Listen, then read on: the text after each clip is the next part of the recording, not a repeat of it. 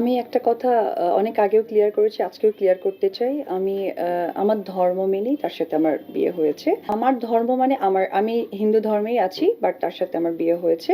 আমার নাম অপু ইসলাম খান, নামটা পরিবর্তন করেছে, কিন্তু আমি আমার পূজা বা বিশেষ করে যে কুরবানি ঈদে যে খাবারের সাথে নিজেকে শামিল করতে হয়, সেই খাবার থেকে হ্যাঁ অবশ্যই আমি আমার সন্তানের জন্য কোরবানি দিই, খাসি কুরবানি দেওয়া হয়। কিন্তু আমি আপনার প্রোগ্রামে বলেছিলাম যে না, আমি আসলে যখন আমার বের হয়েছিলাম অনেক প্রোগ্রামে আমি বলেছি যে হয়েছিল যে হয়তোবা মিডিয়াতে বললে খুব ভালো হয়, যেটা আমি একদমই খুব কি বলবো একটা ছেলে মানুষের পরিচয় দিয়েছি, কারণ ভুলে গিয়েছিলাম যে বেলা শেষে আমি একজন আর্টিস্ট, আমি একজন চিত্রনায়িকা, যেখানে অনেক কিছু বলার মাঝেও কিছু না বলার কথা রেখে যেতে হয়। তো আমি কিন্তু এও বলেছি যে আমি হিন্দু, এবং আমি বিশেষ করে মানুষ মৃত্যুর পর যে সৎ কাজ ব্যাপারটা থাকে, যেটা আমি এখনো সৎকার, যে কাজটা আমি এখনো বলতে চাই যে আমার সাথে অবশ্যই আমি কবরে না, আমাকে অবশ্যই দাহ করা হবে। তার মানে তুমি আসলে সো এই জায়গা বিয়ের থেকে প্রয়োজনে মুসলমান রীতি মেনেছো, বাট তুমি মনে প্রাণে হিন্দু আছো। হ্যাঁ, যেমন আমি যতটুকু জানি, আপনারাও হয়তোবা জেনে থাকেন যে আমাদের ওপার বাংলাকে সবসময় আমরা প্রেফার করি, বলিউড বা টলিউডকে।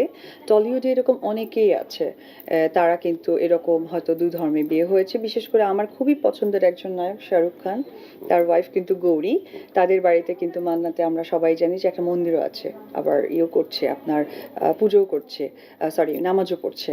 আবার আমরা যদি বলি কারিনা কাপুর খান, যেখানে সারা আলী খান, তো এই ধরনের প্রচুর কিন্তু আমরা জানতেই পারি, যেটা হয়তোবা আমরা শোবিজের জন্য আমরা নাম ধরে বলতে পারছি। এরকম অনেকেই আছে যেটা হয়তোবা আমরা দেখতে পাচ্ছি না, কাছের বন্ধু বান্ধব আত্মীয় স্বজন, তো তার পার্ট অফ আমি। সুতরাং আমাকে নিয়ে মানে ধর্ম নিয়ে বিভ্রান্তি হওয়ার কোনো কারণ নেই। আশেপাশে যারা এই প্রশ্নটা আমার উপর ছড়ে তাদেরও আছে।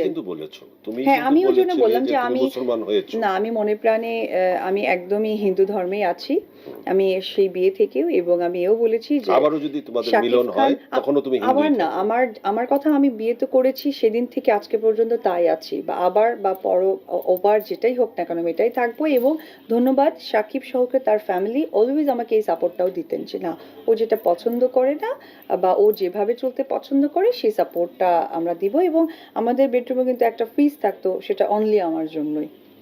আচ্ছা, বেডরুমে একটা ফ্রিজ রাখা হতো, সেটা শুধু আমার জন্যই। ওকে, তাহলে বিষয়টা এরকমই যে আসলে সাকিব এবং তোমার সংসারের আমাদের ভালোবাসা, উত্থান পতনের সময় বুবলির আগমন এবং বুবলির চলে যাওয়া, শুধু সাথে একটি সন্তান উপহার হিসেবে পাওয়া। আমি না, আমার কথা বলি, আমাদের ভালোবাসা, বিয়ে, সন্তান, রেসপেক্ট, ধর্ম। তবে আমি সাকিবকে রেসপেক্ট করি তার ধর্মের জায়গা থেকে, সাকিব আমাকে রেসপেক্ট করে আমার ধর্মের জায়গা থেকে। সাকিবের প্রতি তোমার রেসপেক্ট বিন্দুমাত্র কমে নাই? প্রথমত কথা, সে আমার সন্তানের বাবা, তাকে আমি সম্মান করব না তো কে করবে? আর আমার সম্মানের জায়গাটাই তো আজকে আমার মনে হয়।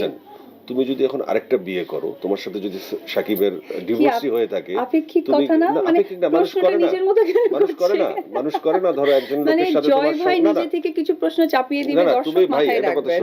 তুমি এখন আপনি বলতে না চাইলে ওইখানেই থাকতে হবে। তোমাকে উদাহরণ নাই এরকম যে ধরো তুমি তোমার সন্তানের মা, তোমার সন্তানের বাবা একজন, তোমার সাথে তার ডিভোর্স হয়ে গেছে, আরেকজনকে তুমি বিয়ে করছো, উদাহরণ এমনও আছে যে তার প্রতি রেসপেক্ট থাকবে। উদাহরণ অনেকে আছে যে গলায় দড়ি দিয়ে মারা যায়। এখন আপনি উদাহরণের জায়গায় আমাকে বলুন তুমি দড়ি দিয়ে মারা যাও। অনেকে বিষ খাচ্ছে, অনেকে পাগল হয়ে গিয়ে 10 বছর দাঁত ব্রাশ করছে না। কারণ সেক্ষেত্রে উদাহরণ কেন টানছেন? আমি কি আমার জায়গায়, আপনারা কাছের মানুষ, সাকিব খানের সাথে মিলে যাচ্ছে না আমার কথা, এবং মিলে ছিলই আসলে। আমি বলি আপনারা আমার কাছের মানুষ, কারণ আমি মিডিয়ার মানুষ, আমার পরিবার আপনারা, আপনাদের বাইরে আমি নই, আমার বাইরে আপনি নই, পরিবারের মানুষ হয়ে।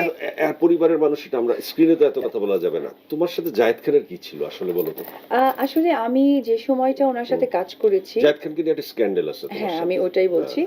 একজনকে নিয়ে আছে, অনেকজনকে নিয়ে নাই, জায়েদ খানের সাথে কি মানে অনেকজনকে নিয়ে নাই, কথাটা নোট করেন। আচ্ছা, সো একজনের যেটা আছে, হ্যাঁ, জায়েদ খানের ব্যাপারটা আমি ক্লিয়ার করি। যে সময়টা তার সাথে কথা হয়েছিল বা যে সবকিছু যেন ঠিকঠাক হয়ে যায়,